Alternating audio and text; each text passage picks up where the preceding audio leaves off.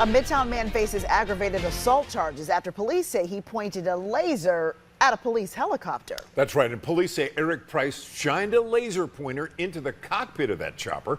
Action News 5's Griffin Desmarais spoke with a pilot about the dangers of laser pointers. And Griffin, you learned doing this can actually cause temporary blindness. Yeah, guys, it's kind of crazy to think about that. One of those little tiny laser pointers that you think couldn't cause much harm, right? But this is actually something that the FAA is trying to crack down on. And the one pilot I spoke to called it an extremely dangerous situation. It's disheartening knowing people are doing that, but I think that's just kind of the world we live in. Not only is it disheartening, but dangerous. According to police, 47-year-old Eric Price was in his backyard in his house in Midtown Friday night when he shot a laser beam at a Tennessee Highway Patrol helicopter.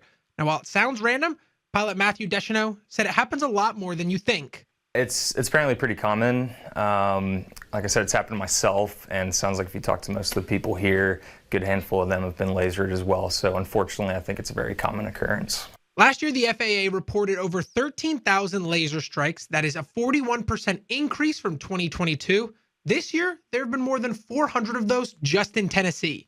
You know, when the laser hits the windshield, that's going to sort of magnify it and, as I said earlier, kind of light up the whole cockpit. So even though it is just a tiny beam, that's going to magnify and light everything up in the darkness. Deschanel, who has been flying for 4 years, has experienced this problem firsthand. You know, my first instinct was just to look over and see what it was, and that's when I caught the beam directly in the eye and then did have that short-term temporary blindness.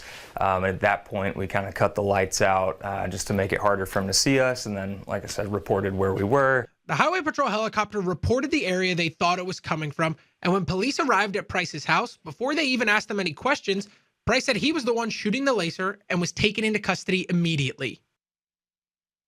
Now, Price was held on a $20,000 bond and was later released on bond. We reached out to him for a comment, but did not hear back. In studio, Griffin Desmarais, Action News 5.